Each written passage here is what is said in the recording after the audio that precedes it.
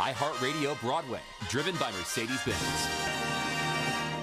All right, we are here with Cassadee Pope from Rolling Thunder. How are you? I'm good. How are you? I am great. So before we talk about Rolling Thunder, we have to talk about The Voice, the first female winner of The Voice. How cool is that? That was crazy. I still forget that happened. Yeah. It feels like a lifetime ago. I mean, it was a lifetime ago. I think the end of this year it will be 15 years. I don't know. I'm Is it doing really that really long? fast math, and that's probably You look wrong, exactly the same to me. Thanks. I don't think you aged. Oh, thank you. Honestly, the industry kind of keeps you young. You're Yeah. always like playing. It's just like a playground. Yeah. So, also Titanic. You did that. yes. What a dream come true. That was one of my favorite shows. I mean, it just closed recently, but how much fun was that? That was a blast. And it was my first like professional theater gig. I came to town and just jumped right in. I got here like December 28th and I started rehearsals January 2nd, and I've literally not stopped since getting Wow. here. And getting to close the show with two of the creators, Marla Mandel and Yeah. Constantine,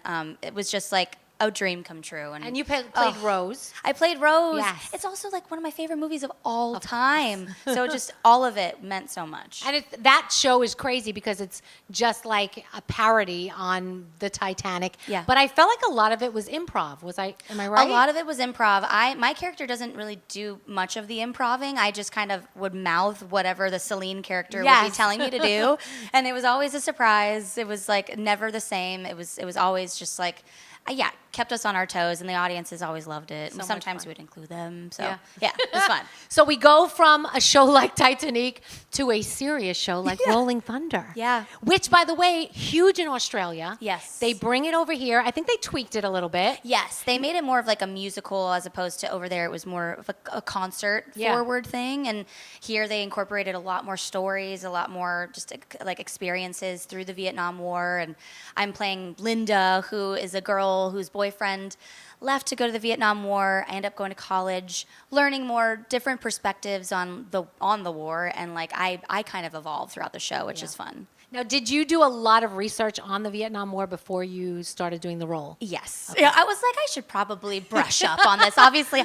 learned about it in school, but Right. haven't been in school in quite a long time. So it was good to get back into the swing of like being a student again. That's the thing I love so much about acting is it's like taught me to just continue to be a student, always be down to learn, and then it's just like it felt more of like okay, I really need to just make sure I understand the stories we're telling, and a lot of it I didn't know. I didn't Yeah. know about all the different perspectives and the different opinions on the war. And I didn't either. When I was watching it, same thing you learn about in the history books, but I was like, wait a second, did that really happen? I'm like, I was shocked. So Yeah. if you want to see that, you got to go and see Rolling Thunder. Yeah. It's a very serious show. There's a lot of emotions. I know that I cried several times. Sorry. But it takes you on an emotional roller coaster through the eyes of the soldiers. Yeah. I mean, that's a lot. When you have to do a two-show day, that's got to take a toll on you. Yeah, it's emotional and something that like I've been really proud of myself for is just being able to tap into that emotional life every show, because obviously, like you said, Titanic was funny and a comedy. I didn't have to really like cry at all, and this show I do. So it's been a really good challenge for me as an actor. It's felt really rewarding because a lot of people in the crowd are veterans or families of veterans or active military. So like they are feeling seen and heard and understood, and they're getting emotional. So it feels like a really important piece of work we're doing. And the music is from like, the 60s, Yeah. the 70s. I mean, it's fantastic music. Were you a fan of that type of music before you did the show? I am. I'm such a rock kid. Like growing up, my family, they listened to more like 80s classic rock, but rock in itself is one of my favorite genres. So I obviously knew Give Me Shelter, Killing Me Softly, songs like that, but there were a few that I hadn't heard. Like I hadn't heard Nowhere to Run, and I hadn't heard Magic Carpet Ride. Really? Yes. Wow. I know. And You're making me feel very old, Cassadee, very old. Sorry. No, but like it's one of those things where, you hear it and you're like, I know I've heard this, but I don't know this song. Yeah. So it was really fun to do a deep dive and also hear the lyrics and understand like a lot of these were written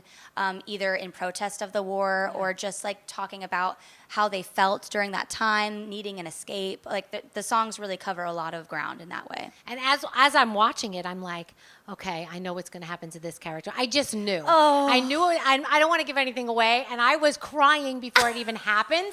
And then I'm feeling bad for you. And I'm like, I just want to hug her. I know it's just a character she's playing, but somebody really went through this. You know, it's like a whole thing. I think that's what people are always surprised to hear is like, these are real stories. Yeah. Our writer, Bryce in Australia would do a lot of interviews with veterans and in Australia and in America. So like, these are things that people actually went through. So when you really take that into account, it is more heartbreaking. And that is something that I like think about when I'm up there too. They also set like just the scene, and you hear these helicopters coming, and the way they do it, you really feel like you're there. Yeah. Like I kept looking around for the helicopter every couple minutes going, I know it's got to be here somewhere. Wait, is it landing? They really set the scene very well with all of those elements. Yeah, the staging, the production is so amazing. Our tech process was painstaking, but it was really important because, you know, a lot of this is really relying on like making people feel immersed in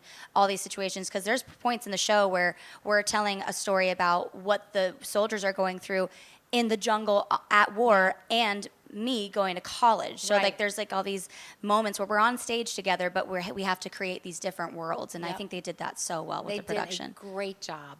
So if somebody is saying, well, I don't know if I want to see Rolling Thunder, what would you say to get them to go? The singing, like it is. Yeah. I remember our first rehearsal, just like us learning the songs and learning the harmonies, knowing right away this is like, these are some of the best singers I've ever heard, and I feel honored to be like sharing the stage with them. But like every night I get chills up and down my body by just hearing these voices, and everybody has their own moment. Everybody has their own like moment to shine, and gosh, the emotion behind these voices, like everybody is singing down in the show. So obviously there's great stories. I think people can relate to any of these stories. Like you can find yourself feeling like I've been there. I've felt this, whether it's heartbreak, excitement, grieving, and the songs and the singing. Like I just think you can't go wrong. It's a great show. Well, go see it. It's Rolling Thunder. Cassadee Pope is in it right now, and it's a great show. iHeartRadio Broadway, driven by Mercedes-Benz.